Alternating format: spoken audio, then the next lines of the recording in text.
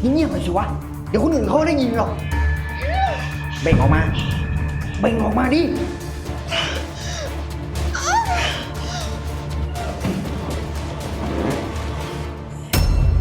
ขอโทษนะคะนี่ห้องน้ำผู้หญิงหรือเปล่าคะพอดีกลัวเข้าผิดอะค่ะคือเมื่อกี้ได้ยินเสียงผู้ชายอะค่ะ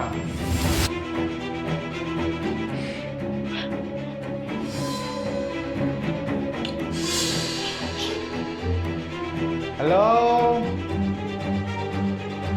มีใครอยู่ไหมคะ